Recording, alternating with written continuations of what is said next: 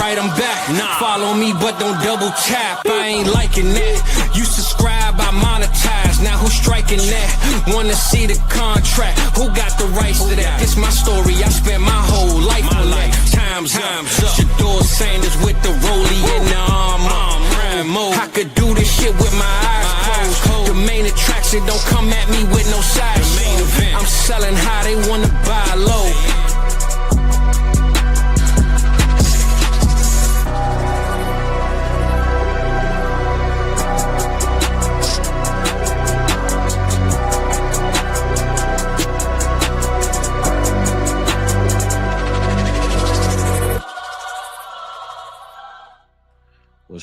What's popping? Oh, you know what I just noticed? I'm tripping. Hold up, Rock. I can't be in the right settings with the wrong settings, you know? So now Hey, we got that's what yeah, my yeah, issue was earlier. I couldn't get yeah, my friggin' audio working. yeah. I just realized, like, hold up, bro. I'm on Friday time, but today's Tuesday morning. So good morning. How y'all feeling, man? How y'all doing? We are in the building Friday morning, Tuesday morning. Look, I'm still thinking about Friday, bro. So Tuesday morning, we in the kitchen in the cook up. We glad to see y'all here. My boy Jay Jack was here. 3:26 a.m. My brother said, if only I showed up to work this early. Listen, bro, I feel you, man. I'll be on the same tip, you know? So shout out to you, man, for being here, always coming through, showing love. Rock, man, how we feeling this morning? I'm still thinking it's Friday. Clearly, it's Tuesday. So, yeah, what day is it for you, brother? It's Tuesday morning right now, but I want to hear about your weekend, man. I saw on Twitter, it looked like you had one hell of a time. Yes, Tell me a little bit sir. about that weekend. Oh, yeah, man. You know, I literally woke up Friday, was like, man, you know what? I heard Shay was in town. It was good, man. Went out there. He was on a bottle signing. I actually got it in the cabinet. I might bring that out tonight. I ain't gonna open it, but he signed the bottle.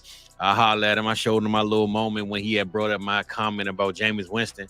I told him, man, put a little bit of respect on J-Mo name, bro. That's all I asked you for. You know what I'm saying? So got to show Unc a little bit of love. He signed my bottle. I dipped out, came home, chilled for a little bit, and hey, man, it was Glorilla time after that, man. So me and the lady, we had us a good time, good night. Went to go see Glow and packed house, you know. A lot of smoke in the air, a little cloudy, but it was a great time, man. So I had a good night, good weekend overall, bro. And I can't complain, brother. So shout out to Glorilla for coming through and shutting it down, because I had a blast, man, to be an old dude out in these streets, man. So it was all good, brother. All good. Hell yeah, man. That's awesome. That's really, really awesome. It's been a while since I've been to a concert, man. Last one I saw, Elton John.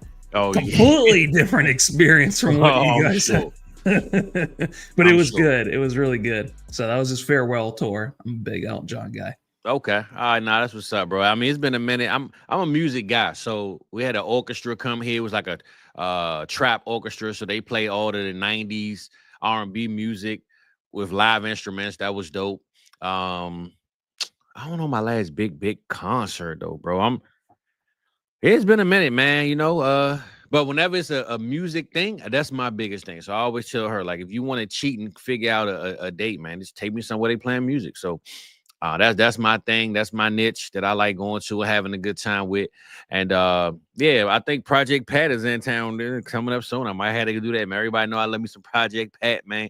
North, you know, I don't know where Mike at, man, but Mike know about that Project Pat. So I don't know. That might be my next move, but outside of music, man, you know, we got a little bit of tunes. You know how we drop and play what we do on here, man. And we here this morning, Rock. We in the kitchen, man. You know, I woke up this morning feeling good. You know, hopefully everybody think we looking good. And, you know, we're going to see what's good, man. So shout out my boy Voorhees. He's in the building, man. He said, shout out my brothers, man. Shout out to you. Connor, man. Actually, Connor tapped in with me and we talked about the marathon startup. I don't know if y'all been paying attention, but we got this draft show that we doing Tuesday night, 7 p.m. Eastern time. It's a new way of drafting. We're not going to do this every single week, but it's a new way. I kind of just threw out there of JJ. I'm gonna get at you because I was there 2014 too, bro. It was here though. But a new style of drafting I came up with. I call it the marathon startup, with rounds 1, 2, and 3, all the rookie class, like, you know, Cam Ward, Ashton Genty, all the way down to Restrepo and all these guys. And then at the 401/112 at the end is where you start to vet pick. So you can see Jaden Daniels on this end or the bottom end of the draft board. And it's kind of like, damn, it's in reverse once it starts with the startup play. So I saw Connor said that he was doing his startup now, and I think he said yesterday or the day before is when they started. So I see you got your trade question, bro. We're gonna get to you real soon. I got you on that one. But yeah, man, who else we got up in the building, man? Yeah, we got Random Bob, man. What's good, bro? He said, "Where the food at?" My boy said he hungry, man. He ain't got time for no words. Feed him, man. He needs some food, Rock. So hook him up. My boy E in the building. What's good, man? And yeah, Rock, man. This morning, like I said, we in the kitchen, man. A lot of breaking news over the weekend. I know you in the Ohio area, and this team, I don't know how far they are to you, but hey, man, I put them on the thumbnail for a reason, man. They blowing money fast out there. The new BMF is in Cincinnati, man. So what you thinking about Joe Burrow, T. Higgins, and Jamar Chase, man? Pretty much solidifying that, hey, it's about scoring points now. It ain't about defense. It ain't about, who can stop who. It's about who can stop us. Can this offense win the championship for the Bengals is my biggest question. So what's your take on the Bengals right now, bro? And are they in prime position, or are they just kind of misleading us with all these flashy numbers and, looking good on just one side of the ball? Yeah. So when it comes to both Chase and T, they were two of the best wide receivers last year, Fizz. Everyone remembers Chase, number one in points per game from a fantasy perspective. He was fourth in yards per team pass attempt. T was also equally impressive. So he was one of the most dependable wide receivers last year. He was ninth in first downs per route run and eighth in highest target share in the NFL. And he's also a downfield wide receiver as well. He was 12th in air yard shares and 7th in most contested catches last year. Now, when you have what I think is, do you think that they're the best wide receiver duo in the NFL? That's no question, right? It's them by a landslide compared to every other wide receiver. Yeah. Duo. Yeah. I would say, yeah, I would.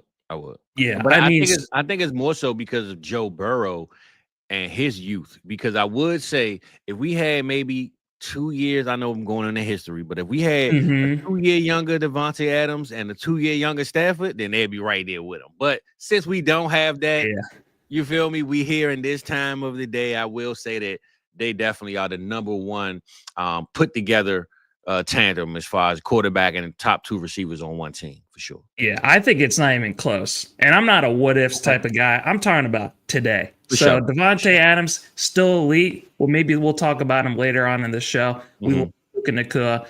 And then A.J. Brown, Devontae Smith, another honorable mention. But I don't think it's close when it comes to the top wide receiver duo in the NFL. So for me, like, they had to, I know one of the biggest narratives, I don't like saying the same thing that everyone's been hearing. Everyone's been talking about, like, Cincinnati should have signed T. Higgins 2 years ago and stuff like that.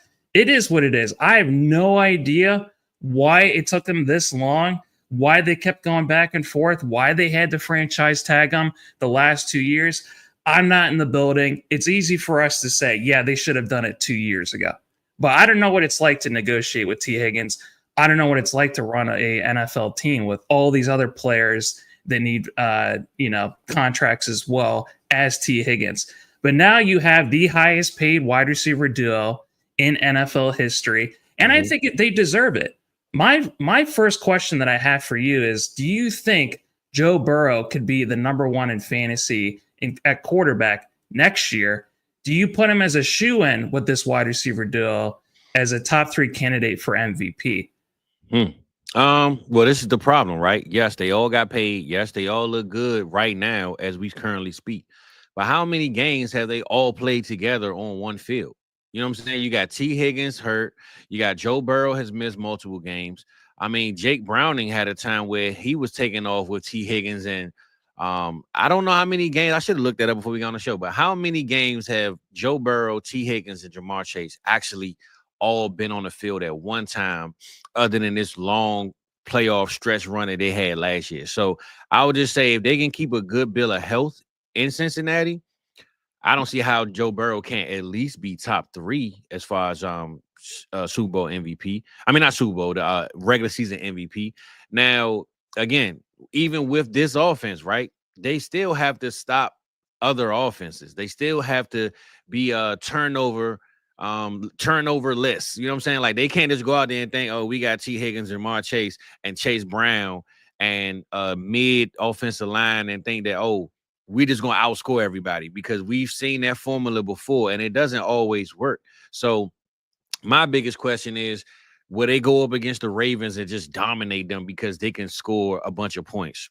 Well, the Ravens have Zay Flowers. They just signed an older and long in the tooth DeAndre Hopkins.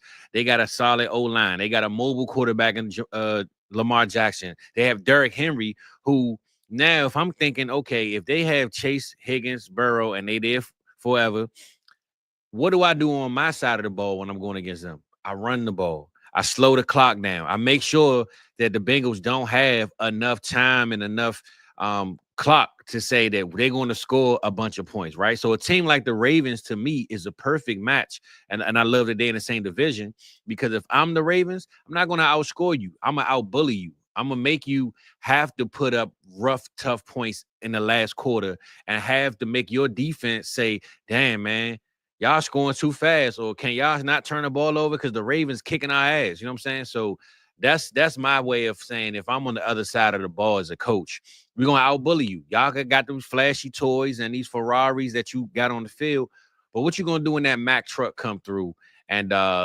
put this elbow in your face? Like, you know what I'm saying? So I love that they are in the same division with the Ravens. I always felt like those two teams were neck and neck.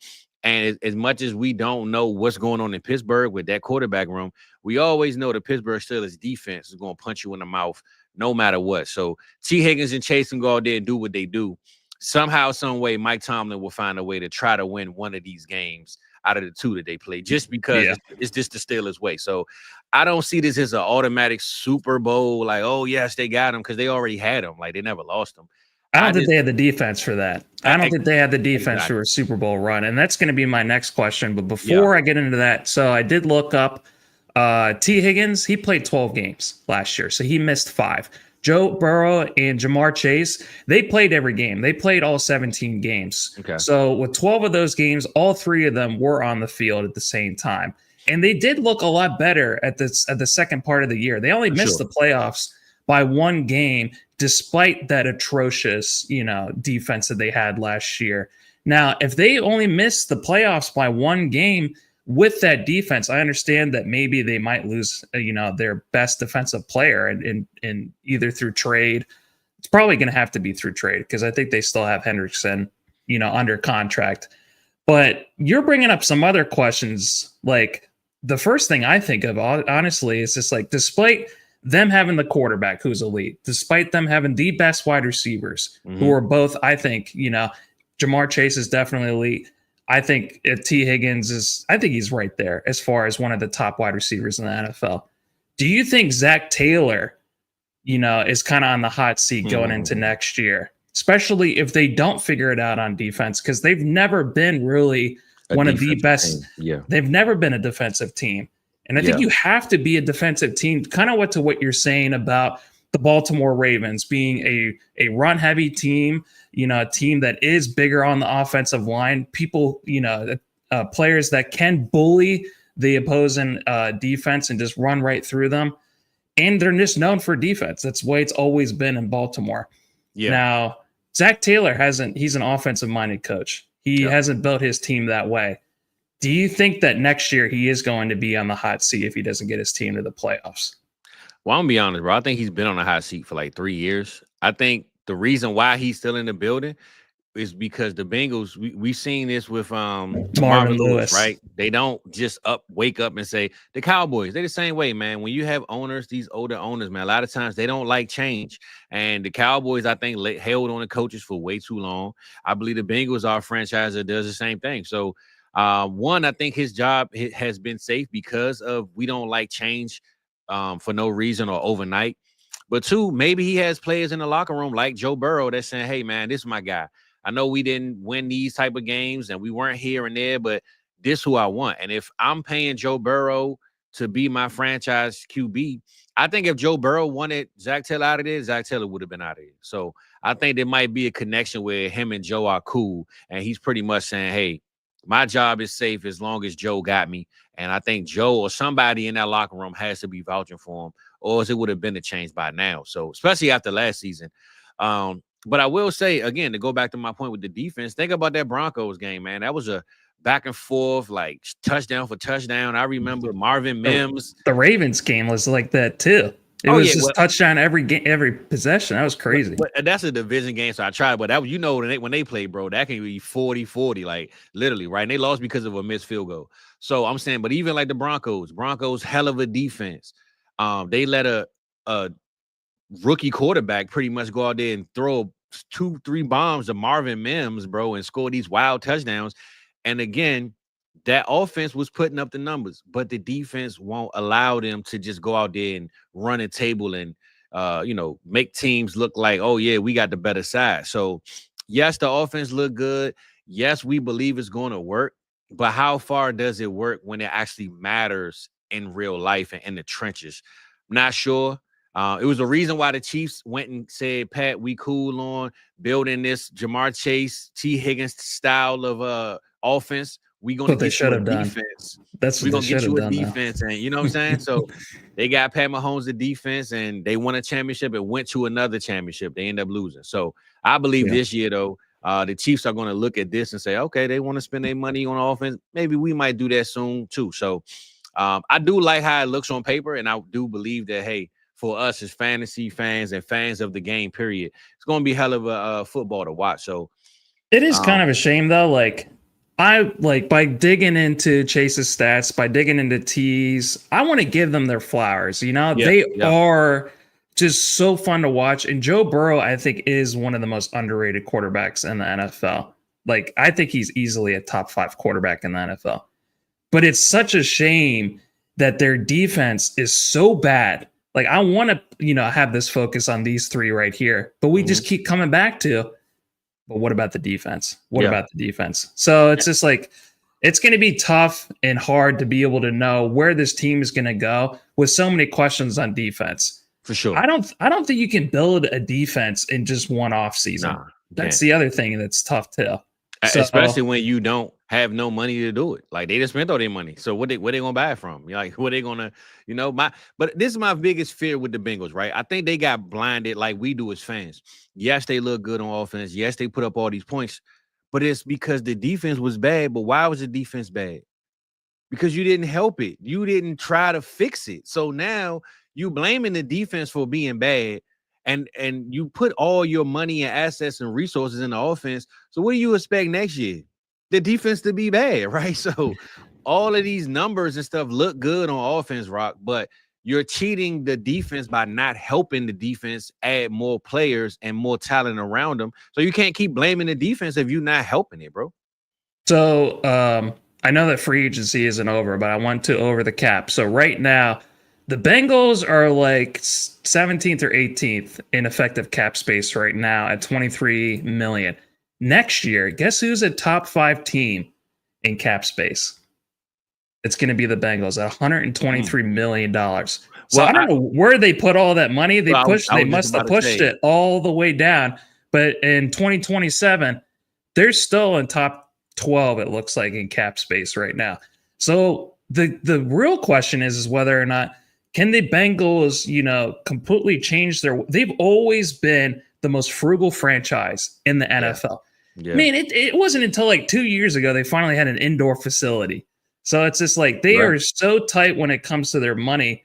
But the money, you have to spend it. That's the thing. Everyone's criticizing, oh, this person's not worth this much or this much. Who gives a shit? Gotta spend it. You have to spend the money. So they do have, cap space. It's just whether or not they're going to use it on defense or build up that offensive line. Because Joe Burrow has always been, hurt and sacked a lot. You know what I get from that conversation, bro, where you say you have to spend it? I think about us as dynasty players, right? And I always tell my father this because he's still trying to figure out what is a dynasty and this and that. And like I tell him, just imagine your real team. Like, how is your real commander structured team run?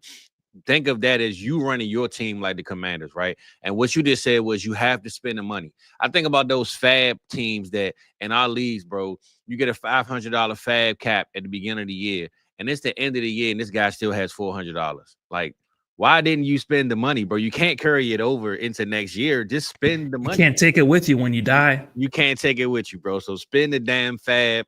NFL team, spend the damn cap, man. That's just what it is. Before we switch over, though, I did see this stat earlier, and it said the Bengals are spending 36 million or more on stars on the offensive side, like Jamar Chase, T. Higgins, and the entire defense.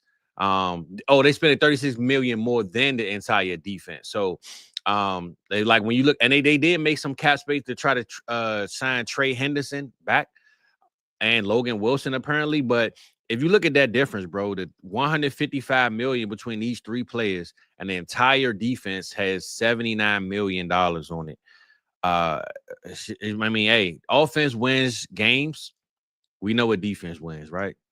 Championships. There we go. But here's with it being, the NFL is run. Well, now the last 2 years, it's been run through actually the running backs, which especially last year, which was awesome to be able to see. But this is a strength that they're leaning into.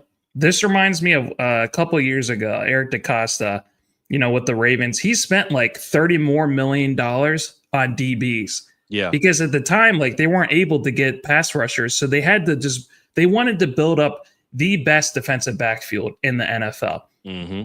Cincinnati is building the best trio between quarterback and wide receiver. And that is the best way to be able to, if you don't have a strong running game, you don't have a strong defense, you have to pivot. You got to pick a side. You have to do something or the other. Not everyone wins the same way in the NFL. So I don't know. I think that they are doing the best with what they got because there's nothing else that they can do right now. The thing I will say in closing with them is shout out to them for paying the guys they drafted. They didn't go out there and buy a bunch of free agents and try to make a team up overnight.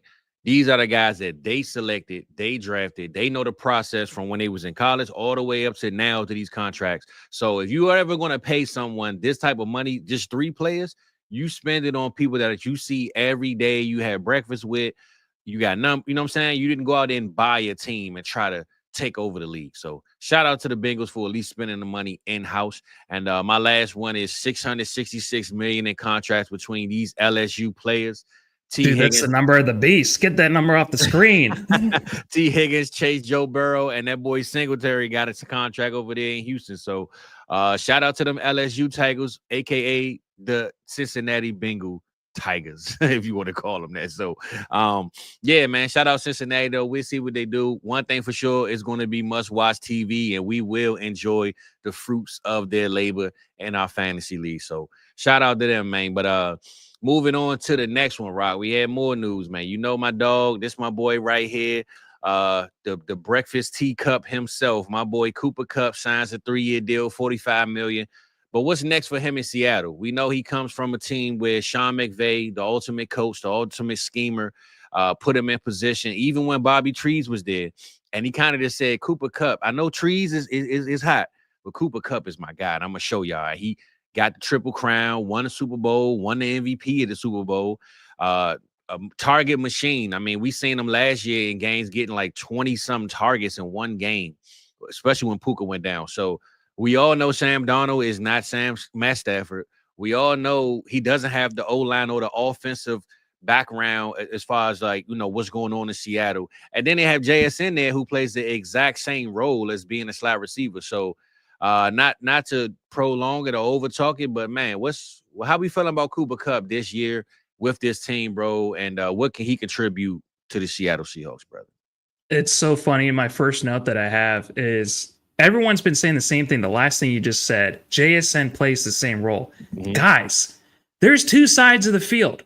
You don't have to just operate on just only both of them in the exact same position right behind each other. There are 2 sides of the field, so they can both be on the field at the same time. Kubiak, their offensive coordinator, their new one, he likes condensed formations. He likes to be able to operate in a small area of space and then be able to operate out of that. JSN and Cooper Kupp, I think that those are two of the most perfect wide receivers you could possibly ask for a Kubiak styled offense. Now, the biggest thing is the issues with the offensive line. Yep. What do you think you need to do if you have a poor offensive line, Fizz? Have guys that run this, go across the middle, short. You don't go far down the field. Just hurry up, hit the curl route, cut across the middle. You got to get the ball out quick. You got to get the ball out quick. So it's exactly. So like they have two of the best slot wide receivers in the NFL right now. Yeah. From a scheme standpoint, this is a solid signing. Now, the real question is my first question for you, Fizz, do you see Cooper Kupp actually being a favorite target for Darnold early on in this offense? Well, I said this earlier, bro. I think this hurts JSN in a sense of I thought DK Metcalf opened up the field to allow JSN to kind of work underneath and get a lot of routes. With DK being gone and Lockett, who we all know is like a home run hitter type of guy, and them playing a similar role. If I'm Sam Darnold, I believe some days it's going to depend on which side of the bed he wakes up. But I believe Cooper Kupp, knowing he wants to show everybody he's not done. That's why he said, "Hey, I want $15 million." I didn't think nobody was going to pay him $15 million, but he came out and said, "That's kind of crazy." Yeah, like he came out and said, "I'm on my last leg, but you still going to pay me $15 million no matter what." Seattle did it, so that lets you know right there that one, this was a makeup for losing DK and Geno. I believe that's why they overpaid Sam and Kupp. But at the end of the day, bro, I think JSN, his approach will have to be, hey, I'm the guy, I've been the guy, or he's going to end. And I'm not saying disrespect Kupp in any way, but what I'm saying is I think Sam being a vet and on his last contract, he's probably going to lean on a vet who, like a Cooper Kupp, who just won a Super Bowl MVP a couple of years ago. And I think this kind of boosts Kupp, man, a lot in this offense where, I mean, this defense isn't the best. The O-line isn't the best. I mean, bro, they're going to be chasing points a lot in this with this team. And I believe a Cooper Kupp, if healthy, can really go out there, man, and demand 10-plus targets a game, bro. Like, demand it. So you want to hear something wild? So I had Cooper Kupp right below T. Higgins last year in my wide receiver buys. This is Cooper Kupp's stats up until week 11. He was third in target share, Fizz, behind only Neighbors and Jefferson at 29.1%. He was third in targets per route run behind Rice and Puka. And he was second in points per game. Second, only behind Jamar Chase at 20.1 points per game. Do you know what he did in weeks 12 to 18? It was nothing like that. Yeah, it was bad. He was 13th in target share. He was 37th in targets per route run. And he was 57th, Fizz, in points per game. So if everyone's upset, they probably read that article and say, "Oh, I want to go trade for Cooper Kupp." Just blame me. I'm a jinx. The same way you are when it comes to NBA stuff. I was a jinx for those guys. So it begs the question, Fizz, if Kupp cliffed, which I think he did. I think he definitely cliffed, and it was a midseason cliff. Everyone thinks, "Oh, no, you only cliff like between years and off seasons and stuff like that." No, I think he cliffed in the middle of the season. I think Stephon Diggs cliffed last year in the middle of the season. What expectations do you have for him going into this new offense? He's going to be 32 years old, Fizz. Mm-hmm. So what's the best expectation we can have for him? Well, I say the same way you said he cliffed. I think it was because Puka went down so early that it put more on him. Like I said, he was getting he had a game with like 20-something targets in one game, bro. And the old Cooper Kupp, that can happen. But right now, that can't happen. So I think they're going to need each other in Seattle because JSN is going to need Kupp to just kind of guide him and show him the nuances of things that maybe he didn't pay attention to. And then Kupp is going to need JSN because, hey, bro, you got the youth, man. I need you to, step it up when I'm not ready to, get these old bones and crack these kneecaps and, get the juices flowing. So I think they're going to need each other. But what I expect from Kupp, like I said, it's going to depend on what side of the bed Sam Darnold wakes on, bro. I really believe if Sam Darnold wakes up with a game like I'm going to go for 280 and 2 touchdowns, Cooper Kupp will see at least almost 100 plus of that with 7, 8, 9 catches, right? If Sam Darnold goes out there and the ghosts are appearing out of nowhere, it's going to be a long day for everyone on that field. So I Dude, think that offensive line is haunted, man. It's haunted right now. I think Kupp's success, bro, is based on it's easy to say the quarterback, but I truly believe it's the quarterback, but it's on JSN's health and longevity, because we saw what Kupp was when Puka was around, and we saw what Kupp was when he wasn't. And when Puka got hurt, Kupp was going off. But I think, like you said, he capped out, man, because he got so burnt. His body just gave out on him, I guess. I don't know. And he ended up getting hurt, right? He ended up getting hurt, and he was out for some weeks. So you think it was the workload? It was a combination of the workload and Puka being so damn elite and so good that they just funneled the offense through him. I mean, because if you look at it, right, Puka he's a blocker. He's a pass blocker, run blocker. Like Kupp, I think at this age, you're not going to get the most blocking out of him at this point, right? So I think Sean McVay kind of under-schemed Kupp just to kind of have him on the field for the presence, but kind of like, hey, look, man, you just run this route, but we're going to throw it to Robinson over the top. You know what I'm saying? Like, I think he kind of schemed them out, unfortunately. And maybe they were saving them for the playoff run. Maybe they thought, hey, we're going to make it to the playoffs at some point. Let's just kind of that was his next best game, against the Vikings, and he had a decent game against the Eagles as well. I mean, that game, it was all about Kyron Williams and Puka Nacua. Oh yeah. Like he actually is he is able to stay on the field because he's an effective blocker. He is a willing blocker. One of the craziest things I heard the other day was, since Seattle does not have a very strong tight end game, that they were talking about putting Puka, on the edge of the line and being more of a blocker and more of a hybrid tight end.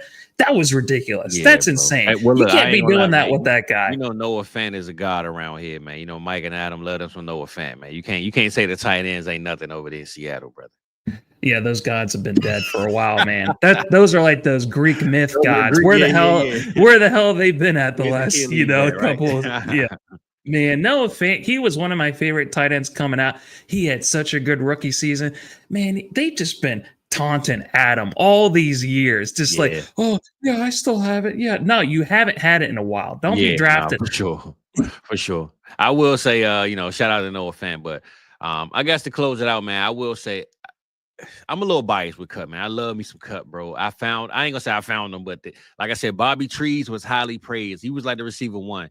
And I just had a feeling, man. I like slot receivers, especially in fantasy football. They are the target hogs. They are the ones that the quarterback love when everything is going down and the broken play is there. And they either throw it far or throw it across to the guy that's running the perfect route. So JSN and Kupp are perfect guys to be, like you said, on the same field, man. If I don't know who the field stretcher is going to be, I don't think it's Jake Bobo.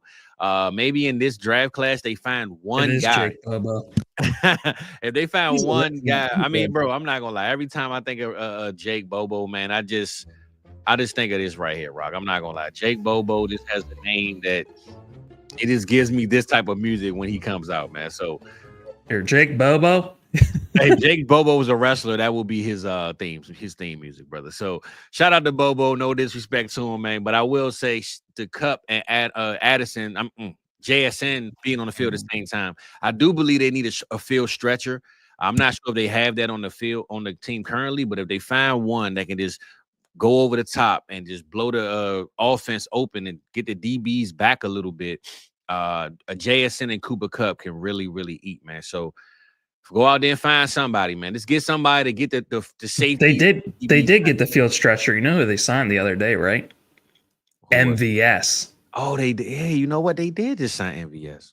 Hey, listen, I didn't mean I should be a coach because I thought of that scheme, but I didn't even know that they had it, right? You know what I'm saying? There you go. That was such a good idea you had, Fizz. You know what we should do? We should sign MVS. He can be the sacrificial wide receiver. He can stretch the defense there. Man, that sounds great. Oh, look, they did. So maybe it isn't going to be as bad because he is going to be the sacrificial guy.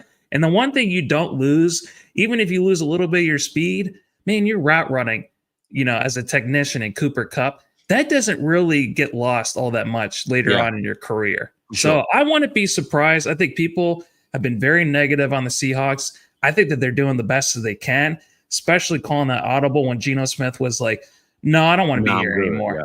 And then DK Metcalf, no, I don't want to be here anymore. Let's just trade their asses. So I think that they're doing the very best that they can. I think there will be definitely a little bit of a drop-off. Hey, man, there are some coaches in the NFL like MCDC out of Detroit. Maybe Mike McDonald could be that same way. We're going to do the best that we can with the people that we have. For sure. But we'll see what happens. And they also still have my dude Kenneth Walker in the backfield. The only problem is to see DK and Geno leave, and you were almost a playoff team, and now it's like everybody's gone. So that's the biggest challenge as a fan, is looking like, damn, bro, overnight everything changed. So with JSN, with MVS, and then the Super Bowl MVP. Hey, it's a lot of acronyms, a lot of letters, and a lot of things going on over there in Seattle. So we'll see what they got cracking rock soon. Look at Jake and Jay in the chat right now. Yeah, I saw Jake, and he was saying he went to the J. Cole show that in 2014. I want to say it was 2014. I went too, bro. I got a video I'm gonna find at some point. I'll probably post, but yeah, man. Shout out J. Cole. That's my dog. I don't care if he backed out of a battle. Still my boy, man. So moving on, man, to close out this free agency, man. We had a big signing to us as the fans, knowing what we know about this guy. For the regular fans that might not have seen a lot of Jordan Mason and don't know who he is and needs a reintroduction, Vikings signed Aaron Jones and Jordan Mason. Where do we rank them as a tandem in the NFC, Rock?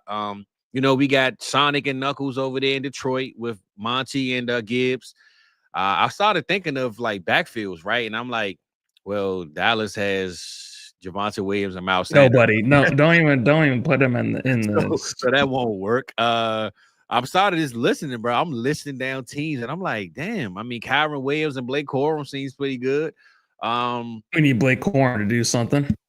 Exactly. So when I thought about Jordan Mason, man, and the short-lived but heavy impact that he brought to the 49ers team last year, bro, it was like he went from like a guy that you got for free to being a running back one out of boom over one night. It was like a Sunday night game, I believe. They announced CMC wasn't playing, and the lights got bright, baby. I woke up that morning because I think I fell asleep in the game. I woke up and Jordan Mason had like 20-something points. So with Aaron Jones being elusive and a nice receiving back and doing what he does, they gave him a 2-year, $20-some million. Jordan Mason coming in, they signing him. I mean, we don't see them drafting a running back. I'm pretty sure. So right now, bro, where are they? Well, we putting Jones and Mason right now. You skipped, Fizz, to my last question. I was going to ask you. Oh, my bad, brother. Do you think this is the most underrated backfield? Because you brought up Jahmyr Gibbs and David Montgomery. I think behind them, you have to bring up Kenneth Walker and Zach Charbonnet. Okay, yep. Put some respect on him.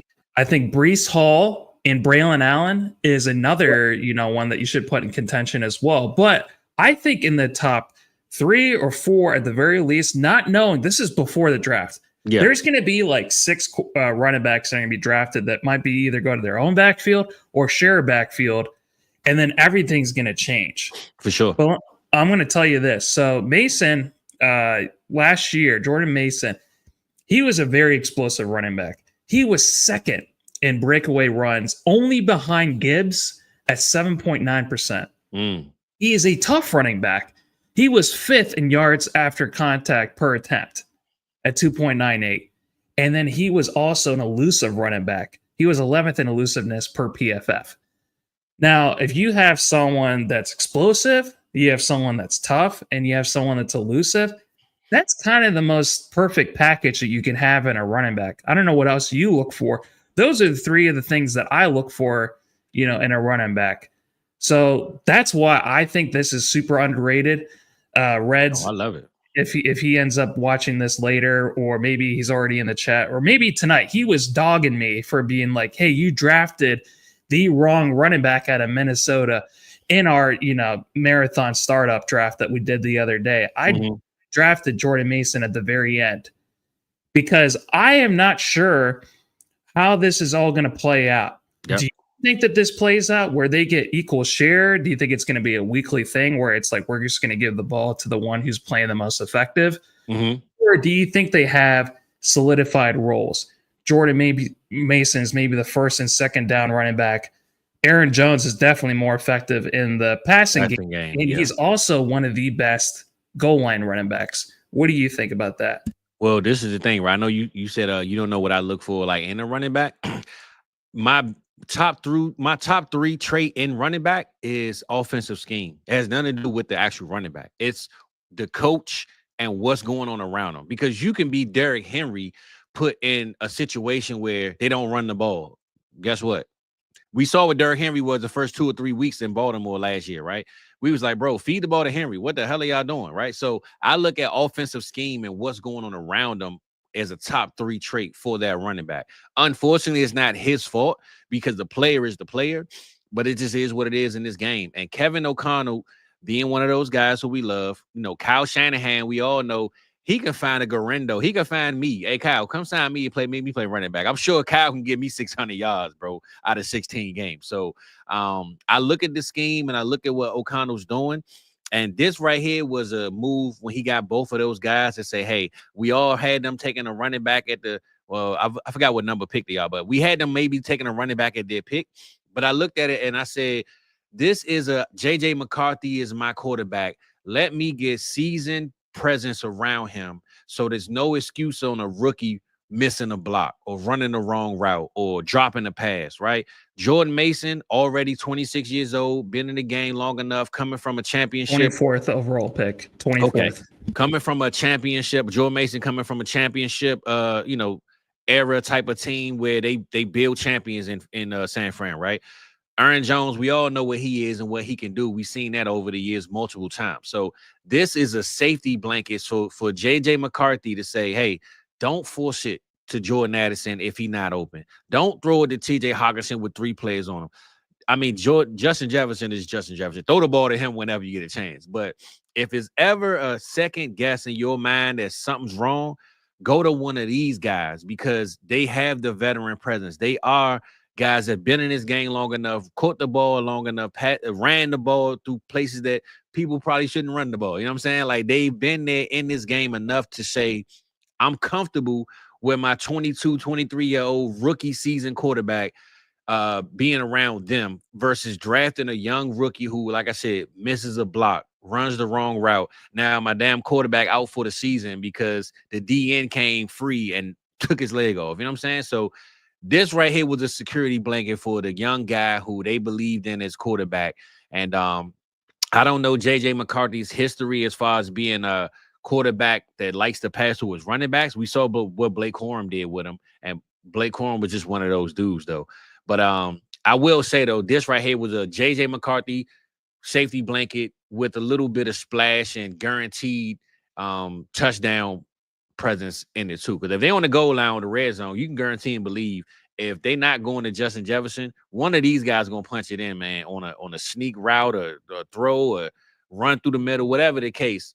Yeah, man, I love both these signings, and I think if you playing any type of best ball league, you got to get both, bro. I don't care if you got one or the other. Just send a trade out. Send a message out. Hey, man, I see you got Jordan Mason. I got Aaron Jones. What you want for him? Or I see you got Aaron Jones. I got Mason.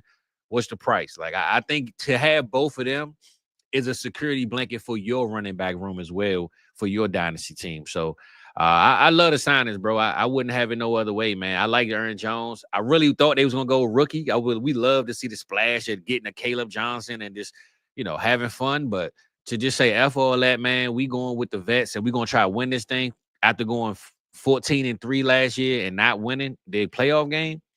This was a statement to say Detroit Lions have this. We're going to make our own Sonic and Knuckles. So, but I did say, Rock, I know you put Breece Hall in there.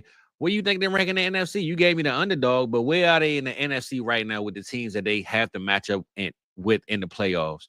Other than, of course, Gibbs and Monty, who's in their division. I'm still going to give it Kenneth Walker and Zach Charbonnet, who are two of my favorite running backs in the NFL. At second, I think you put them at number 3 right now. Like, there are some other good backfields like Bucky Irving and Rashad White, but I don't put them in the same category. As good as Bucky Irving is, I don't put him in the same category as because Aaron Jones, he was like the number 13th running back for me in my process last year, even at his age, because it does go down to the scheme that you're talking about right now.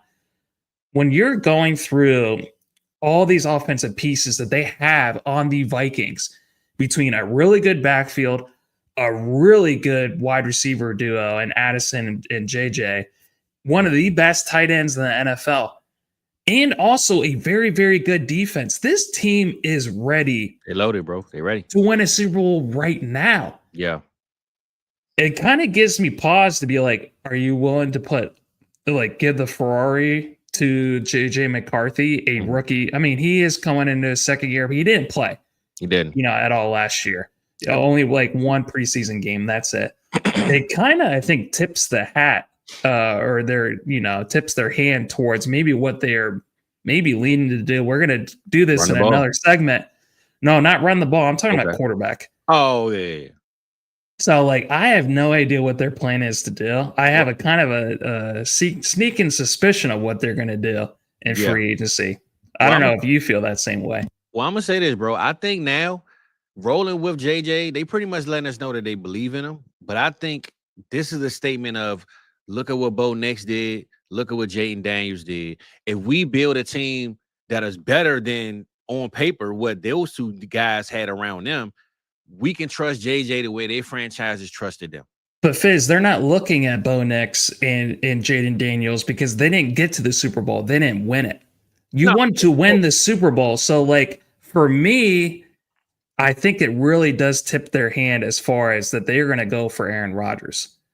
They are going to do that because, I do. Because if you have your team ready and raring to go, right. Do you want to give that over to a rookie, or do you want to give it to a guy who's won a Super Bowl? Yeah, who has been one of the best quarterbacks. Mm-hmm. That's why I brought it up with that, because them letting Sam Darnold go, not saying he's Aaron Rodgers by no means, but he got them to 14-3. You know what I'm saying? And it wasn't good enough, and they let his ass go. So I'm saying when they did that, I thought that with them doing this, I don't think they would have made this Jordan Mason move, and maybe even Aaron Jones if they had Aaron Rodgers already signed, is what I'm saying. I'm thinking they did this because they didn't know if they were going to get that veteran. So we're going to help out the rookie by any means. Now, I'm not saying that it doesn't make sense because I love this signing. But, hey, man, we see what A-Rod do, man. I hope they don't. I wish I had a bunch of thumbnails I made for these shows, and I got a fire Aaron Rodgers one that I wish I would have had on here. But, man, pretty good. We're going to talk about Aaron Rodgers, man. But I will say this to kind of go with the Zach Charbonnet. I love that one. Honestly, the only other one to me is Bijan and Algier, man. I think that's a very strong one. I will say Bijan by himself maybe takes the cake between these two guys combined, but you put Algier in there, who we know always stealing touchdowns and does his thing, man. I will put Bijan right up there. So it'll be between Sonic Knuckles. I might put Bijan over Charbonnet and Ken Walker, Rock, man. I know that's your boys, man. But Bijan to me is just like the ultimate. And then I'll put Ken Walker and Charbonnet right there, and then we're going to go Aaron Jones. I just have Charbonnet so much better than Algier. And Bijan is definitely better than Kenneth Walker. But with the second running back, I think it kind of just evens out. I think it's Daddy. That's a really good one I didn't even bring up and think of. So I'm glad that you brought that one up. Well, we also disrespecting a healthy CMC, right? A healthy CMC is a healthy CMC. So him and Garendo this year, maybe they can do something. Not sure, but aren't you kind of surprised that they traded him away? Because do you think that either sends a signal? It could be like one of three things. CMC is going to come back and be fine. They have a lot of faith in Isaac Garendo. They don't see that much difference between him and Jordan Mason because they already traded away or cut Elijah Mitchell. He's on, I can't remember what team he's on right now. No, it wasn't the Chiefs. It was I thought it was the Chiefs. The Chiefs. It was the Chiefs. He's a Chief. He hasn't played in like 2 years, but we'll see what happens with that. I'm not excited about that. But then also too, like those two things could be true, or with it being a very strong running back class, I think that's another huge thing as well. I think so. So all three of those things could be the case. And I don't think it's necessarily true. I don't know. I hope I am wrong about CMC. I hope he does come back and is fully healthy. I don't trust the 49ers organization anymore when it comes to their running backs. They've thrown at Elijah Mitchell when he's not been healthy the last 2 years. They threw at CMC when they had a top 12 running back as far as efficiency goes last year, Jordan Mason. They could have waited on CMC. Could have waited, bro. They still threw him out. So I just don't trust the 49ers when it comes to the health of their running backs. And they're losing players by the day, right? Their offense is plummet. The defense they're getting rid of everybody. So Even if CMC is healthy, man, who knows how long he will be healthy, because he might be doing some blocking for Purdy if he gets a contract. And you can address this one, Rob, before we close on. We don't want to keep it too long on Aaron Rodgers because he's old enough. So before we spend too much time, man, what you think about it, man? Trip Crown said Aaron Rodgers is washed. I don't know why people think he's gonna take a team to the Super Bowl, pretty much. He also said that he would rather have Sam Darnold, to be honest, with the 49ers. What's your conversation with them? I know you said you think they will sign Rodgers, but do you believe that he is the answer over Sam Darnold if they did it? Yeah, because I don't see Aaron Rodgers shitting the bed in the playoffs. The last two times that we've seen him in the playoffs, he took the Packers to the NFC Championship game. He was right there. And also, too, like, with the weapons that they have and stuff like that in Minnesota, all he has to do is he still is able to make that deep ball, that deep pass, which was one of the things that Sam Darnold was one of the best at, especially when it comes off of play action. Sam Darnold was like 8th in play action as a quarterback last year. And Aaron Rodgers, he was top 6 when it came to passing the ball downfield. Like, there's only a couple other ones that were better than him. Russell Wilson was another one, which is the reason why he is also in strong contention to being a Steelers quarterback as well, because the 2 wide receivers they have there, that's the best thing that they're known for. So Aaron Rodgers can still pass the ball down the field. He can still operate an effective offense. Saying that he's washed and stuff like that, that has, I think, a lot more to do with the shit show that was in New York City. So, like, to say that, like, especially with Sam Darnold being in New York and then seeing, I think, how much better Aaron Rodgers was in New York City with a lot of the same, playmakers and stuff like that. When you look at the statistics, I don't think it's very close. Sam Darnold was amazing last year. We'll see if that was a product of the offense, which I think it was. We're going to see more of who Sam Darnold really is in Seattle with how tough it's going to be there with that offensive line, and with them now they have Cooper Kupp and MVS.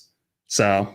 Well, I'm going to say this, Rob. My biggest thing with Aaron Rodgers, I don't think it's his game play. I think it's his aura. He spends time away from the team. He kind of has this, like, this is with the Jets now. With Minnesota, it's going to be a whole nother story if he went there, because they already structured this sound structure. You either on this accord or you gone type thing with Minnesota, right? With the Jets, from day one, Robert Saleh went there. It seemed like you had teams, players on the team begging Aaron Rodgers to come. Zach Wilson is starting the game tomorrow, and you got players tweeting, "Please, Aaron Rodgers, please come out of retirement. Please come here." I think Aaron knew that he had them by the balls, man, and he played his hand the way he wanted. He spent time away from the organization. He never showed up. He didn't respect the coach. He got the coach fired, and he didn't respect the ownership. I think it might be different in Minnesota. No. That's what I'm saying. I think it will. I'm just saying, I don't know if he was washed. I just think he treated it like, man, this is my part-time job. I ain't got to show up here for real. You know what I'm saying? It was the aura he brought in the door that really ran him out of that door. Have you ever, for a job and stuff like that, if you don't like the culture, if you don't like your job, if you don't like the people that you work with, and you don't like your bosses, you're not going to necessarily put your best foot forward. When you go to a whole $30 million, right? it don't matter. The money to him doesn't really matter, which is the reason why I think he is holding out for Minnesota, who's going to pay him a lot less money than Cleveland or Pittsburgh or any of these other teams that we're going to talk about later. I don't think it comes down to money right now. He's at the back of his career. He wants to win a Super Bowl. Another thing for him, why he's going to fit into this offense as well, O'Connell, and just every coach in general, they care so much about not turning over the ball. He was top 6 when it came over to turnover worthy plays and stuff like that. He does not put the ball in harm's way. And with all these players, I've already said this before, with all these players, all you have to do is manage the offense, not turn it over, and be able to make a couple of key plays on third down in the red zone, when it matters most in the playoffs. He is not going to shit the bed like Sam Darnold. He's going to get the ball out as quickly as possible. And I think if he does get signed by Minnesota, he is going to be a model citizen. He is going to be one of those, this is going to be his last chance. And I think he's going to take full advantage of it. Unlike that shit show, clown show that was in New York City. Well, I'm going to be honest, Rock. We spent too much time on Aaron Rodgers, and I want JD McCarthy to be the starter anyway. So, Rodgers, stay your ass out of town, man. We don't want to see you. Rock does. We don't. But a shout out. I wanted to learn from Aaron Rodgers. I want the Jordan Love character arc that we saw. I'm gonna ask you this: did you watch this documentary on Netflix, bro? Enigma? Hell no. I've been watching it. Here we go. As long I get your Aaron Rodgers fandom, but please you don't tell me you watched that. That's all I was trying to make sure, bro. No, I had too many other good shows. Last night I watched Invincible. Have you watched Invincible? The show on Amazon Prime? It's the animated one. Omni-Man. Nah, I ain't see that, bro. Man, well, if anyone's in the chat that's watched it, I watched the last episode last night. It was so intense and overwhelming. I had to pause it. I almost felt like I was going to throw up. Damn. Yeah, you need to watch this show. Damn, just don't drink and eat a whole bunch of cheese beforehand. So put on the facts. No drinks, no cheese whiz. We got you, bro. We got you. Trips Crown said he saw it, man. He said great show. So you ain't alone, brother. You ain't alone, man. So speaking of Aaron Rodgers, though, his landing spots, other people landing spots, these free agents that probably don't have a job and might have one in the middle of this conversation. We're going to take a quick little break, man. Don't forget to like, subscribe, leave them comments after and before the show. And also the draft guide. Draft guide, we got it going on right now. Draftguide25.com. Go ahead, copy one, man. Catch up on all these rookies that we talk about, that we're going to continue talking about. Me and Rock, the whole month of April is rookie season. So quarterback, running back, receivers, we breaking them all down. Go ahead, copy the draft guide before the month of April and kind of stay up with what we got going on and what we bringing on these Tuesday mornings for the month of April. So draftguide25.com. Go ahead, check that out, man, and let us know what y'all think. You got one already, we salute you. And if you don't, man, check that one out. So we're going to go take a quick little break, man, and we're going to bounce back with this game show and see where these free agents should hopefully land or maybe not land, because we don't want them going places we don't want them. So we'll be right back. Welcome to South Harm, and we glad you here today.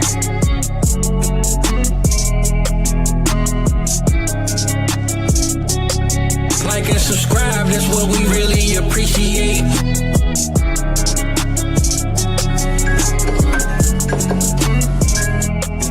Welcome to South Harm, and we glad you here today.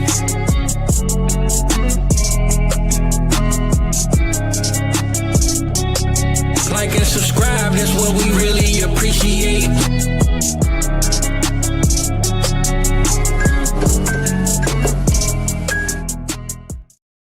Yes, sir. Yes, sir. Like and subscribe, man. You know that's what we appreciate. Hey, listen, man. Random Bob, man, said, where the food at, man? He don't give a damn about none of this conversation, bro. It's dinner time. It's coming up he's soon, hungry. Bro. It's coming up soon. We got a little game show we got going on.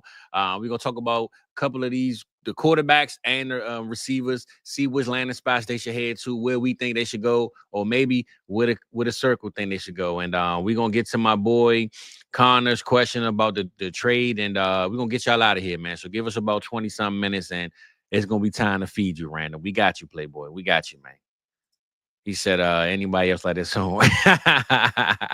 Hey, man. Hey, well, I'll speed it up for you next time, bro. I promise I got you, man. I got you.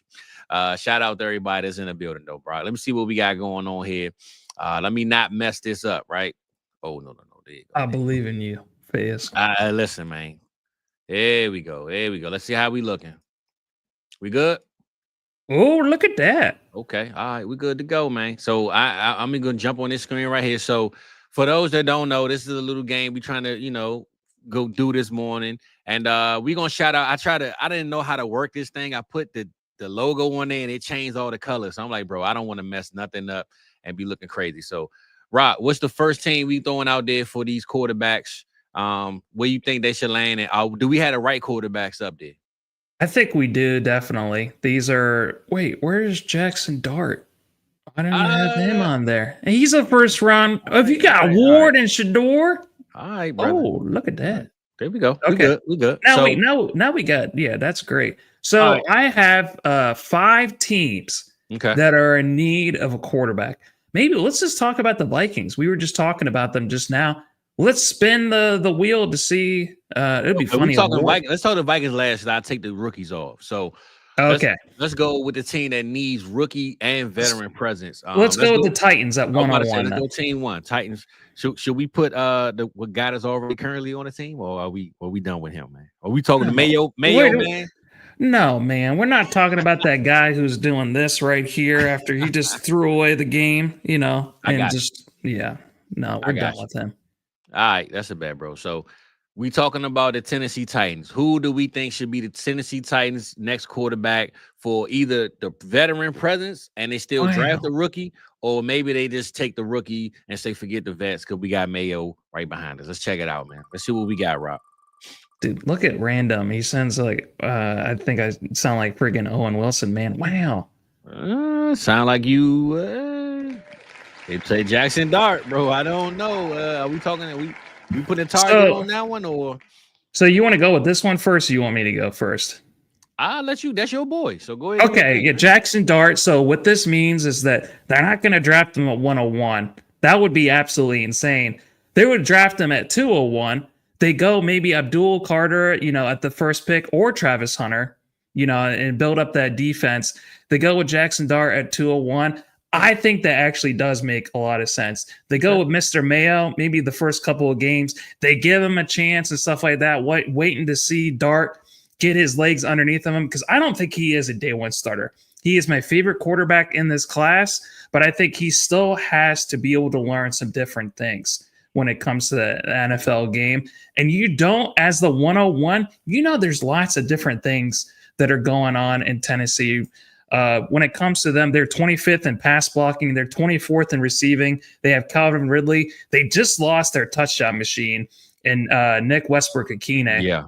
And then they're 19th in defense. They're 19th in defense. So, they need a lot of work to be done. You don't want to be thrown into that, with all those razor blades that are going on in that offense and stuff like that. So Dart 201, give him some time to get acclimated. Then he comes in and he puts everything else to bed. When that's the last we see of Mr. Mayo. Man, what is his actual name? I don't want to keep calling Mr. Mayo. Will Levis. Yeah, that's the last we see of him. Well, I ain't gonna lie, Rock. You man, listen, bro. You broke that down so damn perfect. I have nothing else to say about Jackson Dart, bro. You hit that on a nail. The GM, you should be the GM of the Titans if you can make a move like this, bro. So shout out to you, man. That was a dart right there for I appreciate that. All you have to do is say how bad of a pick this is going to be. What are all the bad things that could happen? That's actually the easier thing to do. All the bad things that can happen in Tennessee. Well, I mean, I don't want to keep it too long on one player, but I will say, bro, whether it's good or bad, taking them at the 201, they took Will Levis in the second round, and that was bad. But at least they didn't overpay, and they got a chance to see what they got, right? So you saying what you said with taking Abdul Carter or a Travis Hunter and still coming back and getting your quarterback, bro, I don't see nothing bad in that. So I actually like this. I don't see nothing bad with that, bro. Will Levis can derelict my balls. All right, well, look, we're going to remove Jackson Dart since he's off the board. The next team, the Giants, go to New York Giants. Yeah, let's go to the Giants. Are they taking Shador, Rodgers, Ward, Jameis? Let's see what they got. Spin that wheel of fate. We'll see. Let's see what's up, man. The wheel of names. Let's see what's popping, baby. You've been talking them up. Let's see. Was Roger his evil doppelganger? I meant Aaron Rodgers. I missed the S. My bad. So why don't you kick this one off? Well, I'm gonna say this, right? They've been saying that it's a possibility that Aaron Rodgers does show up in New York. I believe that he knows he has the Steelers and the Giants. Well, not necessarily the Giants, but especially the Steelers who need a quarterback so bad. I think he got them both by the balls, man. And he's saying, listen, y'all give me what I want. We'll see what's up. For Rodgers as a player, he doesn't have to relocate if he's already in New York. He just got to move his locker across the hall, in a sense, right? He can show up every day and still be, that guy that antagonizes and laughs at the other team on the other side of the hallway. You know what I'm saying? Be Aaron Rodgers, right? So I say this. If you don't have a chance at getting your guy, like let's just say they want Cam Ward and they don't want Shador, or if they lose Shador and Cam Ward to the Cleveland Browns, right? We haven't gotten that part yet, but let's just say they lose both. What do you do at this point if I'm the Giants, right? I don't go sign a Sam Darnold for $100 million. What else is next? I heard Jameis Winston is in the building right now, but we talking about this game right here currently. And Aaron Rodgers being with the New York Giants pretty much is saying that we lost Shador, we lost Ward, and right now Aaron Rodgers will get at least a little bit of a veteran presence and help our guys kind of believe in themselves a little bit more when they wake up, instead of just seeing Daniel Jones crumble at the end of games and going out there with young Jeezy's protege. You know what's my boy over there right now, right? The quarterback. DeVito? No, he came. No, not the. Oh yeah, it is DeVito. What was the other one though? He came from the Broncos. Drew Lock. Drew Lock. You know, he was over there rapping that young Jeezy on the sideline. So instead of looking at DeVito, man, and my cousin Vinny and you know, young Jeezy, aka Drew Lock, you bring Aaron Rodgers in there, at least Malik Neighbors is happy, right? At least other guys around the team can say, hey, man, I got Aaron Rodgers. Maybe I might call Davante Adams and see what's the connection, because I want to build one for this season with this guy. So me being a receiver and knowing that Davante Adams loves Aaron Rodgers, that he'll follow him to the depths of hell to get there, if I'm Malik Neighbors, I'm calling Davante Adams ASAP to figure out what this guy like for breakfast. How can we link up and how can we? He likes Taco Bell for breakfast. That's what he's got in his house. Well, yeah, for sure. So, yeah, if Rodgers go to the Giants, I don't see this being a winning season, but I do see that maybe they help themselves build some type of a culture around there, and it might also get the coaches and the GM out of there and reset everything like they probably need to do anyway. So I don't know about culture. I mean, you were just talking about how this guy didn't even bother showing up to, you know, on camp and also too, he'd definitely be going to a bad situation. He would. You know? He'd be going to a team that's 28th in pass blocking, 29th in receiving, and 20th in defense. They would only be signing him because they are desperate to be able to keep their jobs. But he would be going to arguably a worse situation in the other New York team this year. So it would look really grim. And that's the reason. Yeah. I'm going to say this, Rock. When you go to New York, do you want to see the Jets or do you want to see the Giants? I'd be fine with either. I don't like either team, but I'm just saying, like the Giants are the New York Knicks, right? The Jets are the Brooklyn Nets. Nobody cares about the Jets, bro. We all the Jets remind me more of Cleveland Browns, man. Just a dysfunctional situation where both teams have really great fan bases. Sure. I kind of like the underdog, man. I want to see Brees. That's no problem, bro. Maybe I want to see Garrett Wilson. All right. I'm with you. I know I wanted it to work in New York, but what I'm saying is, if I'm a player and I think about which New York team I want to play for as just a fan, as a child growing up, as whatever, I want to play for the Giants. No matter how good or bad they are, I want that Giants jersey over that Jets jersey, man. That's all I'm saying, bro. I want the Knicks jersey over the Nets jersey. I want the Lakers jersey over the Clippers jersey, right? So I want Tom Coughlin back on the sideline looking red as hell. Me too. Me too, bro. Maybe they get Odell to come out of retirement. Who knows, man? But move on from the Giants, man. Aaron Rodgers is out of the building. You know what, Rock? Damn, we skipped the Cleveland Browns. Maybe we should have went them second. So my bad, Cleveland. Let's go to the Cleveland Browns. Sorry about that, Cleveland. Yeah, my bad, man. You know, a lot of people left Cleveland, and one of them just tried to leave. So we left y'all out like everybody else. My fault. But Cleveland Browns, man. Let's see what they got. They up next. See what's going on here, man. What's the move? Cam Ward. There we go. It's a good thing we went with Cleveland third because they get the best quarterback in this upcoming NFL draft. Cleveland last year, it's 27th in pass blocking. There was a lot of injuries. Their offensive line was eviscerated with injuries last year. 31st in receiving, which I was kind of shocked by when I looked at that in PFF. I mean, Jared Jeudy must have just with him, it was all volume. And David Njoku, he's one of the best tight ends in the class, or not in the class, in the NFL. Yeah. And then they're top 10 in defense. So when it comes to like some of these landing spots, they're not that bad. Their defense is getting older. I think that 31st in receiving was more of a reflection on Deshaun Watson being one of the worst quarterbacks we've seen in a very, very long time. And Jameis Winston, he definitely brought an uptick in that offense, but then he was also throwing like 3 pick sixes a game and stuff like that. Man, free Jameis, man. Please deliver me, Lord, from all these pick sixes. That's just one of the all-time quotes. But Cam Ward, I think he is, on a whole other level, ahead of Shador, ahead of Jackson Dart. I think it makes a lot of sense that if the Titans do go Abdul Carter, they have to go Cam Ward, because next year, like, are they going to be picking in the top 3 again? Maybe. But then there's also other offensive players next year as well that are going to be really, really good, or defensive. So you get the quarterback when you possibly can. I understand, like, I know you were like this, Fizz, where it's like, build up the team around them before they get there. But it's just like, if you could do one at the same time as the other, you don't always have to wait. Because maybe by the time that you wait until everything's picture perfect, you know what they do? They fire your ass, and then they give that perfect team to the next coach. So it's just like, you have to do as much as you can at the same time. You got Cameron Ward staring you down the barrel. You go and you pull the trigger on him.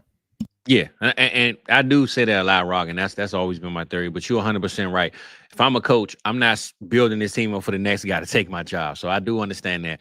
But I will say, as a Cleveland Browns fan, sports person, whoever, if I'm in that side of town, bro, we haven't gotten this position right ever. Like, can we just build up and then get the right guy? That's what I would be feeling. But he is very different. Look at Cameron Ward. I'm not knocking Ward. I'm just compared to but like, I agree with what you're saying and stuff like that. But look at when they have spent that first round pick. The last one was Baker Mayfield at the top of the draft. Yeah, he's playing very successful in Tampa.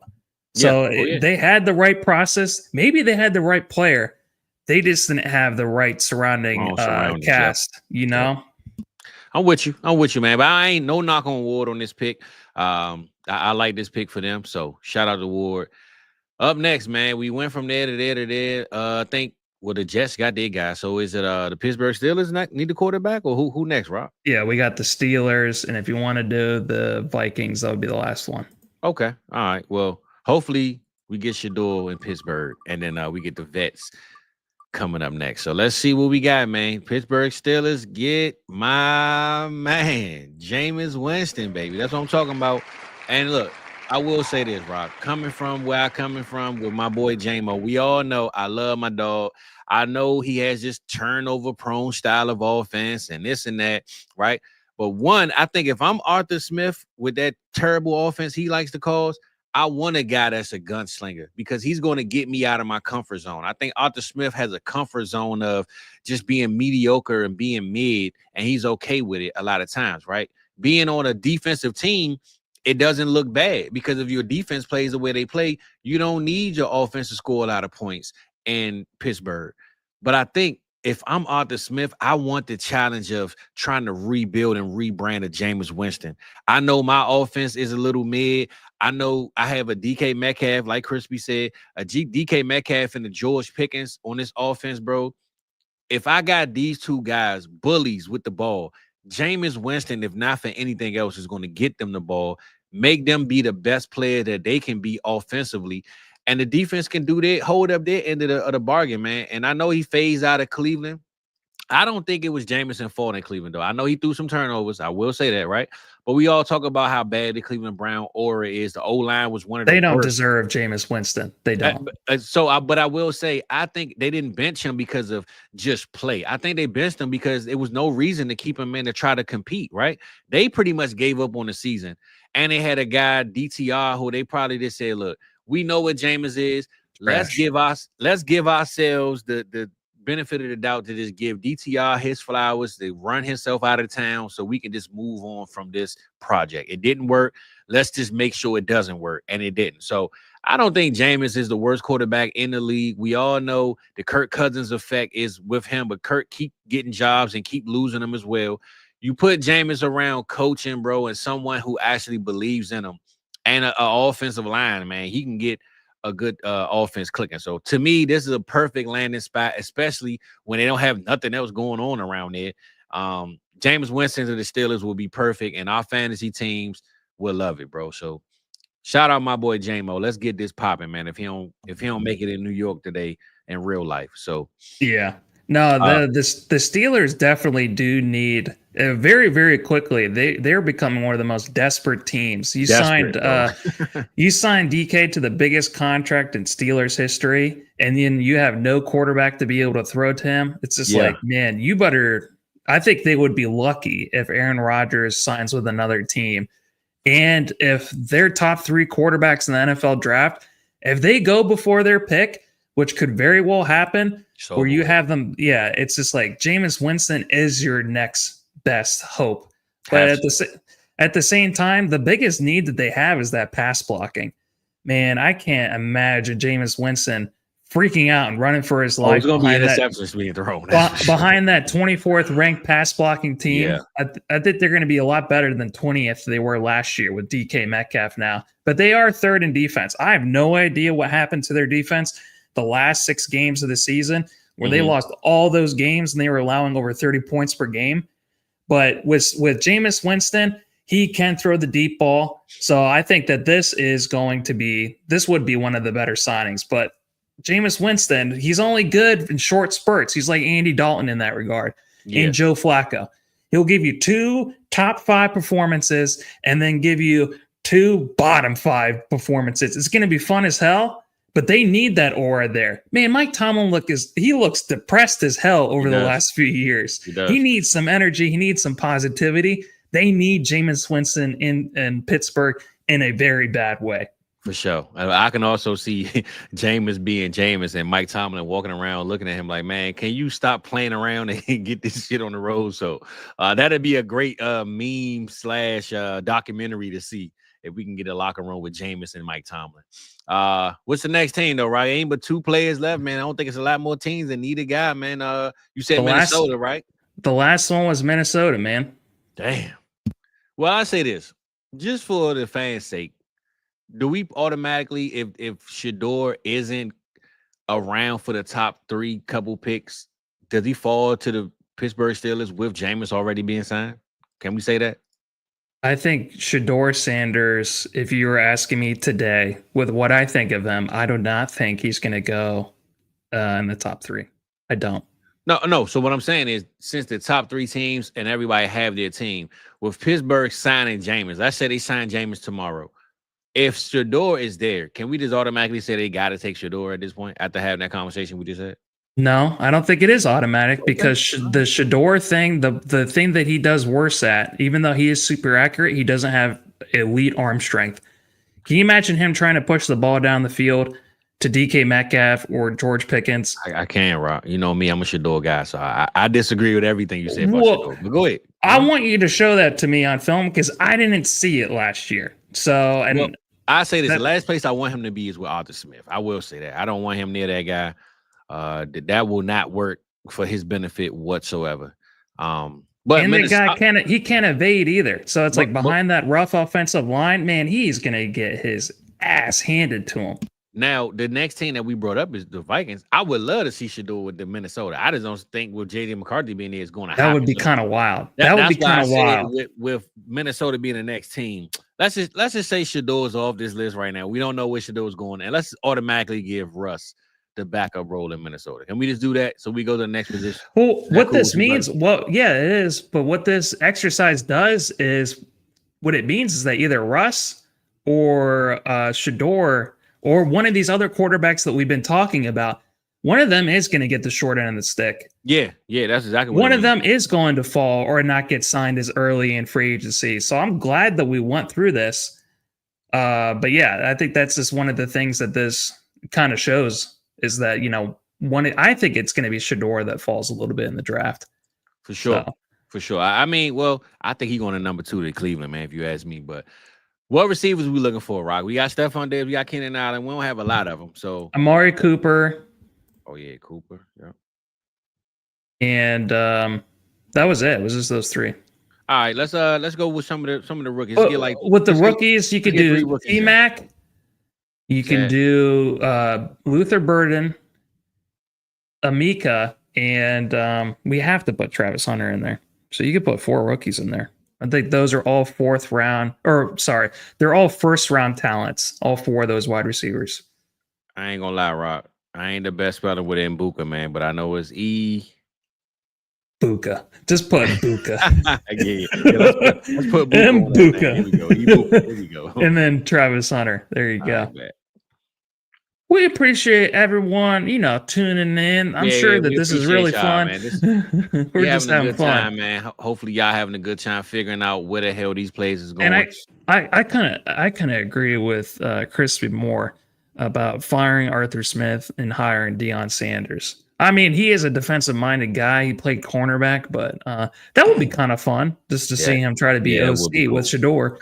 That'd be fire. Hey, look, hey, I know he ain't said it in a minute, man, but Random Bob, man, we got you right after this court. These receivers, bro, we gonna get into this kitchen, man. Hey, Rock, He sounds like my wife when I was at the gym. She's like, "Come home, I'm hungry." well, look, man, we having a good time. You know what happens? We have a good time. We go over than what we wanted to do. So let's get through these receivers and get it Let's get popping, to man. 'em. So, give me the teams, and I'm gonna spin the Patriots wheel, first. brother. Give me the Let's teams. do I'm gonna spin the Patriots. wheel. Patriots. Yeah. My man, let's get it, man. With the Patriots, because they could use 3 of these guys, man, to be honest. But let's see where they go right now.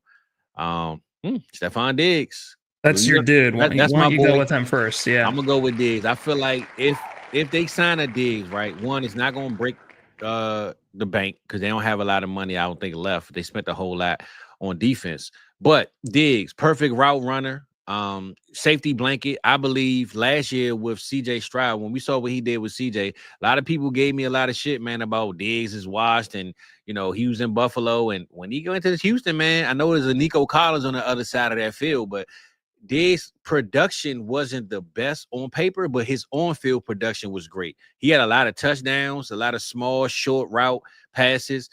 This is a safety blanket, and I think Drake May could use another one. I still think he needs an alpha at some point, but having a seasoned veteran man come through New England, who's already played in cold weather in the same division, I think, man, he can be an asset to the New England Patriots and kind of help them understand what the Josh Allen way, like where he came from. So plus, man, he might bring Cardi B through, man, New England. She might not ever come there again. So shout out to Diggs. He might hit yeah.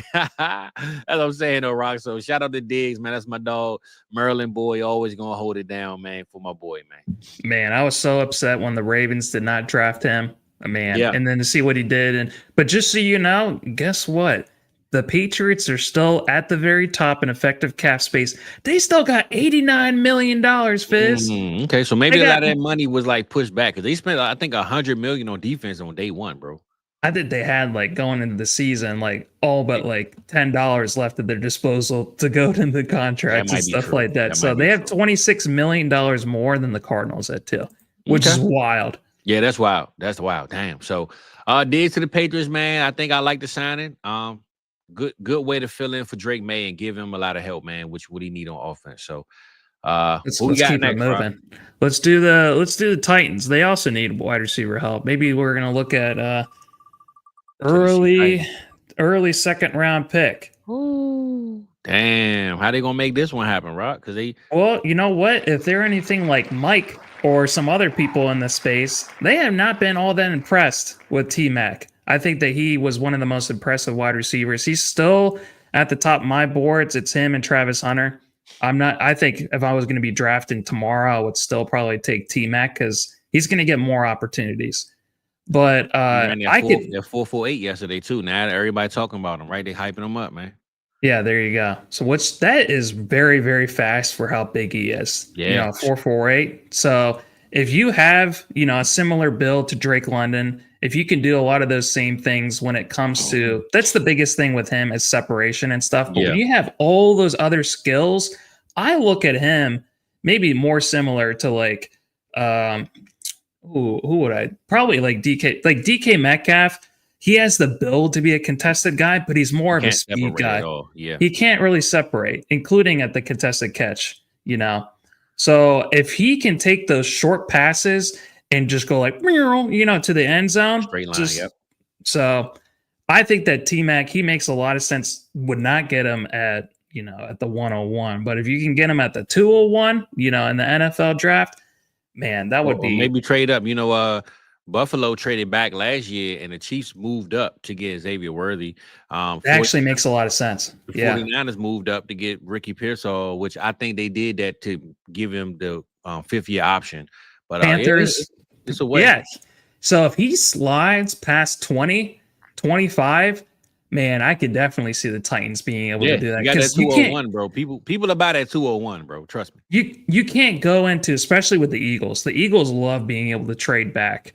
So with them being at 32, I look at them being able. I think T-Mac is definitely going to go into the first round, but the back end of the first round. So I could definitely see the Titans being able to pull the trigger on this. All right, well, hopefully Tech Man makes his way to Dallas, but let's just throw Dallas in the mix now, Rock. We need a guy. Need some help. What we got, man? See what we got cracking, bro. Ooh, okay. I ain't mad at this. Were you hoping it was going to be Burden? I really was, but I ain't mad at this either, though, because to me, we have an alpha, and I believe at some point Burden can be an alpha, bro. He isn't right now, but I think at some point he can be an alpha on whatever team he's on. And it's nothing wrong with having two alphas, but if you don't have your second as an alpha, it's okay to have another guy like this, right? He wears the Ohio State helmet. We all know what that receiver room does every single year. You can look in the league right now between Marvin Harrison and Garrett Wilson and all these guys coming out, Chris Olave. So we know he comes from the right place. And yeah, man, I love me some Mbuka coming to Dallas, bro. I don't know about the 12th pick, but hey, the Saints traded up to get Olave at the I think it was the 12th pick. So regardless, man, where we are, if we got help like this, it'll automatically put Dak where I believe he should be. And I don't mind having Mbuka on my team, man. So it's a great fit for me. No knock on it at all. Between him or Luther, I would prefer Luther, but I wouldn't be mad at all if we took Mbuka over him. Yeah, and Dallas and Dak Prescott, they need another wide receiver to take some pressure off of CeeDee Lamb, which you would absolutely do. He's a lot faster than people think he is. He is one of the best route runners, you know, in this upcoming draft class. And also, too, he had a 59% contested catch rate. That's pretty damn good. So he can do lots of things very, very well. Hey, you know, if Jahan Dotson can go as high as he did to the Commanders, Emeka Egbuka is way better than Jahan Dotson. I think he's way better than J-Mo, who also went very high. Think about the guys he played against. I mean, it's all along on Embuka, but I mean that played with, right? Marvin, how can you be the number one on the team with these guys, bro? That's around you, bro. Like he had no choice but to be a number two, man, and it's not his fault.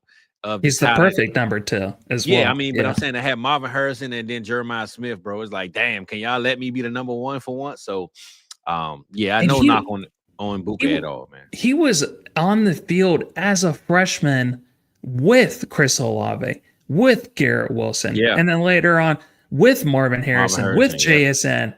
So it's just like, and to see what he did last year with the wide receiver one in all of college, probably the best player in all of college last year.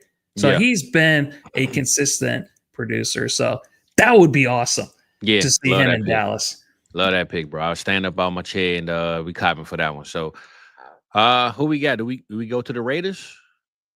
Yeah, let's do the Raiders next. We should. And then Panthers after that for Jake. Okay. Hey, Jake, we got you, Playboy. We got you, man. Oh, got some veteran leadership in the locker room, bro. What do you think about this one? I think Keenan Allen would make a ton of sense. You know, with you got Pete Carroll in Las Vegas right now. He needs another person that's almost similar to his age to be able to lead that locker room, and he needs someone that has that positivity. He's one of my favorite players to watch on the sidelines, especially when they do hard knocks with him. He just exudes. He exudes personality, he exudes positivity, but he also brings a professional air to his game. When we saw DJ Moore and also Rome Odunze last year in Hard Knocks, they were looking to Keenan Allen. They were seeing what he was doing on the field, and he just led them by example. That's what this team needs. They need as many different players who have done it before, who bring in that professional mentality and are ready to win right now. And Keenan Allen, he had a couple of games last year where he was a top 5 wide receiver. I played against him in the playoffs against one of those games. Yeah. He had 180 yards and 2 touchdowns. I was like, what the hell is going on here? There was one game that he had that at halftime, and then he got hurt.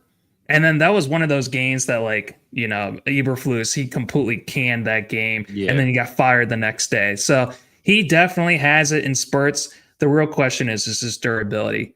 But Yep. as a third option behind Jacoby and Brock Bowers, I think this would be really, really good for Yep. them. I love it, bro. I love it, man. Carolina Panthers, man. Jake, hopefully you still in the building. If you ain't, man, I know you're gonna tap in later. See how we can help them. Hey, Rock, man. Travis Hunter fall this far. I'm telling you something. Carolina, who just signed J.C. Horn to at the time, the number one cornerback contract in the league. To have a guy like this who can play cornerback on the opposite side on a defense that needs more presence than most teams, and to have a young movement on the offensive side, and Adam Thielen kind of just being that OG of the locker room, man, and just helping everybody out. I think Travis Hunter, bro, in this team, in this locker room, man, for all the Jalen Coker, all the coke heads, man, it's gonna be a sad day because there's no more Jalen Coker around town if Travis Hunter is in that building, man. And I think a guy like Travis can be on a team like this and actually play both sides of the field and just bring some inspiration to the fans, right? I can see if Travis Hunter lined up, bro, on offense, the whole stadium standing up clapping. Like, this as a fan of the game, watching this guy who plays cornerback is going to be on the receiving end. Every time he touched the ball, the stadium going to go crazy. I would love to see Travis Hunter in a place like Carolina if he fell that far, and I think that'd be the steal of the draft. We'd be talking about that for a whole week and a half with Carolina got this one, bro. So, like, it's not completely out of the realm of possibility. Like, I think he's easily the most talented player that's been in the draft for years now, let alone this draft. But you got the Titans, they could go Abdul Carter. You got the Browns, who could go Cam Ward. You got the Giants, who can go Shador Sanders. And then you have the Patriots, Jacksonville, and the Raiders and the Jets. So that's why I think it's out of the realms, bro. There's no way those teams pass on Travis Hunter. If the Patriots, they continue to build up the offensive line, so you could either see them or they go one of the best defensive players that are available. Maybe they go one of these D tackles at the early part of the draft. You go Jacksonville, who can go in a lot of different directions. Maybe they do want to also build up the offensive line with Liam Cohen. Maybe they do want to project Trevor Lawrence, or maybe they just want to build up that defense. So they go with the value at that position. Then you go maybe the Raiders at 6 with Ashton Genty, who they really need a really strong running game. And then with the Jets, they need so much help with a lot of these different teams between the Patriots, Jaguars, Raiders, or Jets. Any of those teams could be willing to trade back. So with picking at number 8, and you see, maybe you kind of gamify the system where it's like, all right, we know Patriots are doing this. We know the Jaguars are doing this. Maybe they only have to trade up to 6 with the Raiders. Maybe they only have to trade one more pick ahead with the Jets. I can definitely see Travis Hunter, as talented as he is, on draft day, a whole bunch of things happen we don't expect. Anything can happen. So it only makes sense after it happens because we just are not in the know as much as the NFL teams are. I can definitely see them being able to either trade up or he fall a little bit more. Hey, listen, man. Carolina get my boy Travis, bro. That's fire, man. I love me some Bryce Young, and I would love to see that happen, man. So, Jake, man, if you're still listening, Playboy, hopefully, man, they get you right, they get you tight, and they bring Travis Hunter in the building. And last team, Rock, we're gonna go with one more team for who we got left. And so here, why don't you pick? I have on here also the Bills, the Chiefs, the Saints, the Broncos, Chargers, and Jets. The Broncos just signed Ingram. Let's go 2 then. Let's just go 2. Let's go Jets because they need a lot of help, as we know, right? They got Justin Fields, Amari Cooper. Love this pick. Love this. Veteran presence in the locker room. I'm not sure the fall off between Cooper last year, man. It was like a dramatic fall off to be in Buffalo. But I don't think they really needed him, man. They ran the ball so much in Buffalo, bro. And they throw the ball to everybody on the field. I just think that Coop just didn't feel like the number one, and he didn't know the role to play. So I don't think it was so much on him as to what the offense needed from him. But Coop being with a team like this, he's already been around, quarterback play in Cleveland that probably wasn't the best. So Justin Fields not being a pocket passer, throwing up 400 yards a game, shouldn't rattle him and make him say, man, what's going on? So, he even grew with Dak, right? He was there when Dak was super young because they got rid of Dez Bryant and brought him in. So I think to me, man, Coop can fit with this offense very well. Help Garrett Wilson kind of stay a pro and take some pressure off of him. And yeah, man, him with the Jets though, bro. I love Amari Cooper over there in New York. Great signing, if you ask me. I'm surprised they ain't did this yet. Now I'm sitting looking at it like, go get Coop, man. What y'all doing over there? Yeah, I think he just doesn't want to be on another run-heavy team with a run-heavy quarterback. So that's I think not for him personally. I'm saying for the team. But I'm with you. It would be great though. Yeah, him personally, I don't want him there for his sake, but for the team's sake, I wouldn't mind seeing him there though. I'm 100% with you, and I'm also 100% with Geist. Only because with Travis Hunter being my favorite wide receiver in this class, to see him with one of my other favorite wide receivers in BTJ, man, that would really challenge, I think, Jamar Chase and T. Higgins as the best wide receiver duo. I think the only thing that might give Puka and Devontae Adams a leg up is just because of their quarterback. Yeah. But I'm excited to see what T-Log can do with Liam Cohen there. But shout out to Geist for that. I think I completely agree. Appreciate you guys. So yeah, man, last team, Rob, I'm gonna let you pick now because I picked the team. You go next. It's the last one. Who will get Luther Burden, brother? Let's go with I just honestly the one that sticks out to me the most is the Chargers. Okay. I think if the Chargers do not get their tight end that they really want to, a lot of people are putting Tyler Warren in there. A lot of people putting Loveland in there, which would be really, really good. But at the same time, if both of those guys, which I think could actually very much happen, they both go in the top 15, then Luther Burden's going to be your next, best option right there.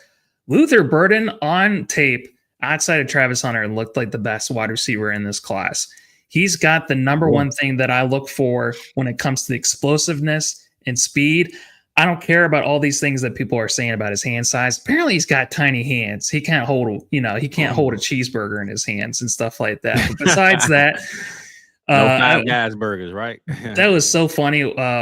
Mike and Maddie were talking about that with his tiny hands and holding up a Whopper. And Mike was just like, have you seen the size of Whoppers these days? It's just like they're going to make anyone's hands look tiny, which I thought was really, really funny. But yeah, he was one of the best wide receivers, as far as a lot of effective metrics go with like targets per route run. He was at 27% last year. He did not have the production. He did fall off in production last year, but with a lot of these things that I look at that are more efficiency based, he was still very, very good last year. He was above average. Missouri was horrible last year, bro. It wasn't on him. Trust me. It wasn't. And people want to also bring up too, like, hey, you had the same quarterback. Why were you, not as good last year as you were the year before? So I don't know. I think it's tough. I don't want to only think about the negative things. I only want to look at his ceiling and his range of outcomes and his potential. So with Justin Herbert, with Harbaugh, I think he would be like right there, tick for tat with Ladd McConkey as far as which one is going to go off that week. And Ladd McConkey, he was a lot faster than people thought he was going to be last year. We all knew that he was a technician when it came to his route running. Mm-hmm. But when it comes to explosive plays, which is what this offense needs. That Houston Texans game showed me a lot about Ladd, bro. He was white lightning out there. White lightning, exactly. You gotta give him a name for sure. So I'll be excited to have Justin Herbert with Ladd and with Luther. I think that makes sense, man. I think that would be awesome. Yeah, man. I actually like those landing spots, man. Like, that was a quick little game that me and Rock wanted to put together for y'all. Hopefully y'all enjoyed that, man. Rock, I will say we told ourselves an hour 15. We damn sure never listened to ourselves. But we hope y'all enjoyed it anyway. And hey, man, we can't get up out of here, man, without giving this recipe. Letting y'all know what's going on. Before we get to the recipe, though, I did want to let y'all know we'll be back on tonight, 7:30 p.m. Eastern time, doing our mock-up draft, marathon startup. I wanted to say, Connor, bro, we running so late, bro. I'm going to get to your question. But if you could leave it in the chat, I'll try to tap in with you. But just join us tonight. We'll answer it tonight. No question. But I know we got to get through this menu, and then we're going to head up out of here soon, Connor. So we appreciate you joining in, brother. Doing the startup startup draft, because you're doing one live right now. But let's get to this food and see what my boy Rock got cooked up. And Rock, let me make sure I got the right things, bro. Is this the right one, right? Yep. Okay. So we got that one. That just shows you, what we're torquing with in this week's What's Cooking, Good Looking. Okay. So as you can tell, we're going to go with steak for this year or for this week's recipe. And then if you can, go with the next image, which has there you go. So those are the materials that you're going to need. Those are the ingredients that we're going to go through. So I'm going to give you guys the recipe. You can take a snapshot of what you're going to need for this recipe. Now, Fizz, before I get into this, where does steak rank for you as far as just all-time foods? Is it S tier? Is it elite? I know you asked me this before, bro. I told you I'm a chicken guy, man. I don't eat. Last time I ate steak, bro, was like on a sub sandwich. So I cannot tell you my tier of steak because I do not order steak whatsoever, bro. Like, I do not say I don't like it. I just don't eat it. So I'm like the worst guy to ask this question. All right. Well, if it was my last day on Earth, Fizz, I'm gonna get a ribeye steak, and I'm gonna get some pork belly, and then I'm gonna get some cheesecake, and then something really nice to drink along with it. So I'm a big steak guy. It's elite tier for me. So this is the recipe I'm gonna give you. So it's always best with your meat to season it the night before. So you're going to take this steak, you're going to put it on a baking rack and on a baking sheet, and then you're going to season it beforehand. And you're going to leave it uncovered in the refrigerator. You know why you want to do that, Fizz? It's because that cold refrigerator air, it's going to dry out the outside of that steak, and that's going to come in key later because it's going to sear very, very well. Now, this recipe, it is a reverse sear. So you're going to use both your oven to bake it in, and then you're going to finish it on the cast iron. So before you cook it, you're going to want to take out your meat 2 hours beforehand. You do not want to cook a cold piece of meat. It's going to cook very unevenly. It's going to be a lot more difficult. So you want it to come up to room temperature. You're going to want to preheat your oven at 250 degrees. You're going to want to insert your thermometer probe into the thinnest part of the steak. So I have a ribeye, which is a lot thinner than my tenderloin. So I put that probe inside the ribeye, and I wanted to wait until it came up to an internal temperature of 100 degrees. Now, before your steaks come out, you're going to want to pour that avocado oil. If you don't have avocado oil, you want to also use grapeseed oil. Both of those have a very high smoking point. You want something with a high smoking point because if you use olive oil, it's gonna start to burn before you want it to get up to temperature. So you want either of those two oils. I go with avocado. It's a lot cheaper. You're going to want to pour it into the cast iron, and you want to have it cooked at medium heat. You want to do it with medium heat because with how thin, it depends on what the thinness of your steak is. If you're doing a ribeye that's over an inch, like 1.5 inches, 2 inches, you can get away with medium high heat.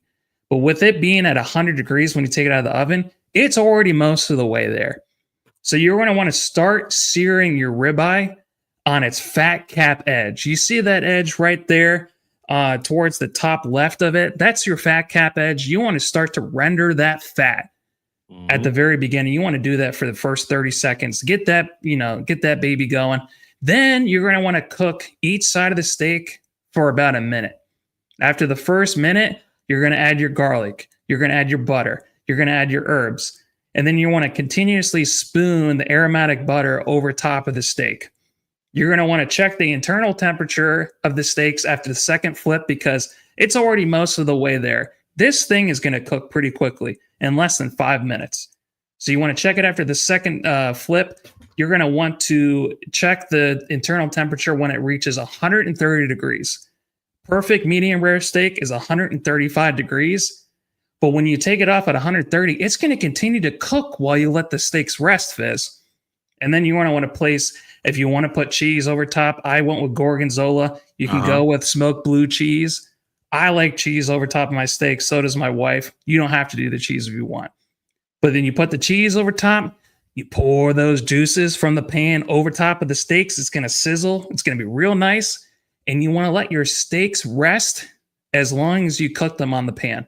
So at least 5 minutes, go up to 10 minutes, and you put aluminum foil over top so it doesn't get cold. And then you're going to enjoy it. And when you enjoy it, you want to cut against the grain fizz for a more tender bite. Do not cut a whole steak. If you cut up the whole steak, it looks great for presentation, looks good for YouTube. But when you do that, it's going to lose heat faster. So you only want to cut one bite at a time, Fizz. So what do you think of that? Well, let me see.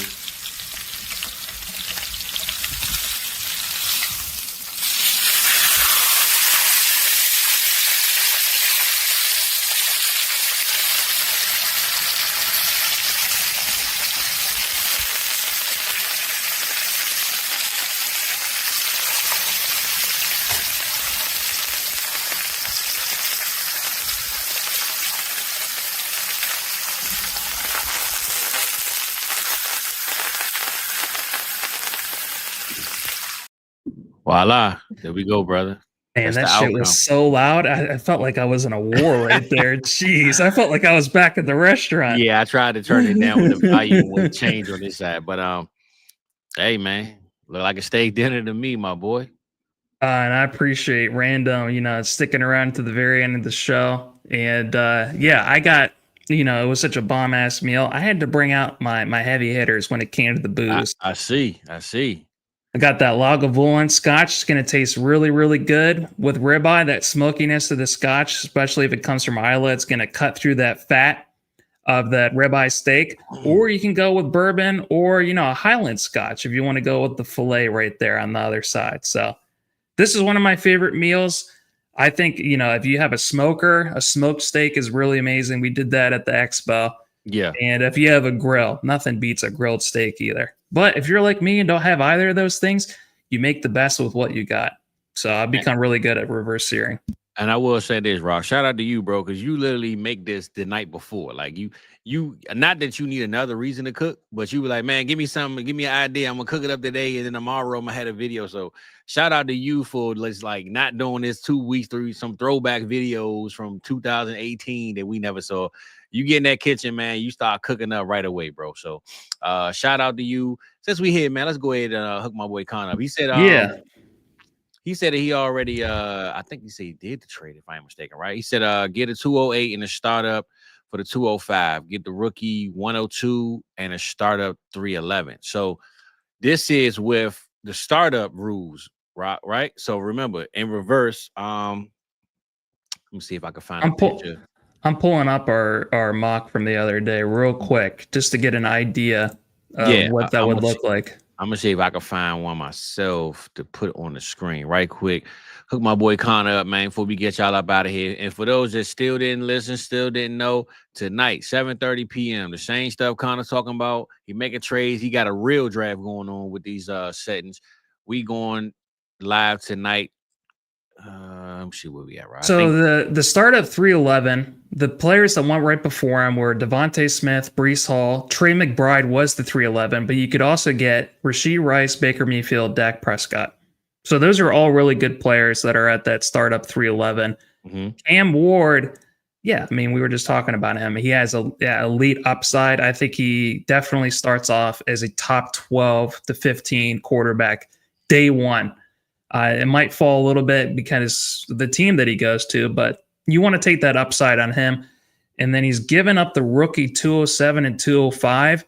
Man, that's my dude, Cam Scattaboo. This is Cam Scattaboo, Trey Harris that went at the 205. Then you got Loveland and Golden before that. And then after that, you have Neal and Sampson. So outside of Scattaboo, I think giving up the 207 and 205 to get this, it makes a lot of sense. None of them are going to produce like those startup 311s, Yeah, that startup 311, bro. I'm not gonna lie. I like what what you're getting back more so than what you're giving up, bro. So I think that's a steal, if you ask me, on the quality of player that you're getting back. So if you, I know you said you sent it, and I'm not sure if it got accepted or not, but hopefully it did. He says he's giving up the startup 205. Oh, yeah, nah. Oh, the startup 205. Nah. The startup 205 would be like BTJ, Brock Bowers. Yeah, I couldn't do that, brother. Nico Collins. Yeah, so it'd be Cam.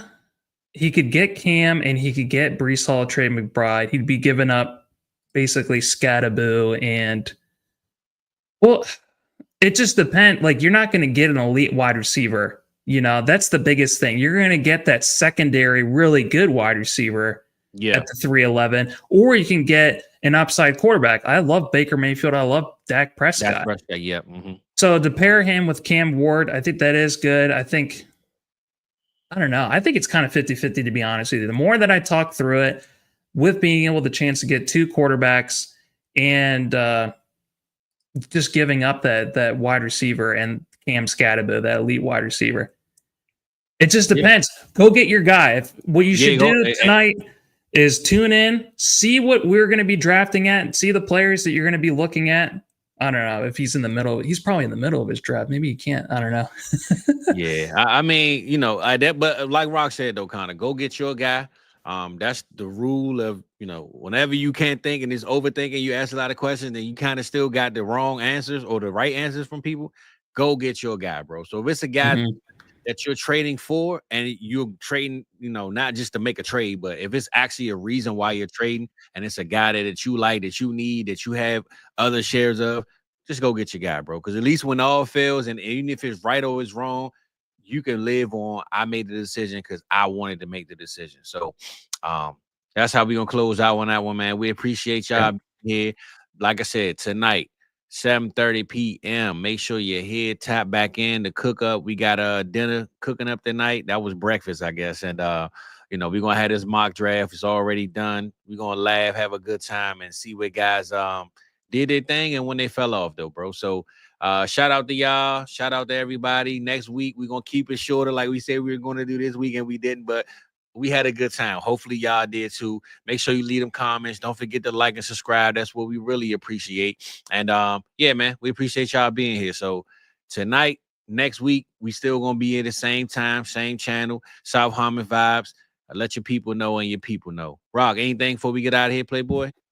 I just love what Connor, he's been taking a page out of our book. Go get your guy. He said he wanted Cam Ward. And what you do today in the draft, it's going to maybe look different like 6 months from now or even in the middle of your season. For sure. So I don't want to worry about it too much. I think you got exactly what you needed to. I think we had a great show, Fizz. We have a lot to say. So I appreciate people being able to tune in and that are watching right now. All the people who are going to tune in and watch later on after this stream is live. But then also, too, tune in tonight. We're going to be bringing a lot of energy for tonight as well. So we hope you guys see you there. One of them things before we get out of here, my brother. We out of here. 7:30 at night. See you there.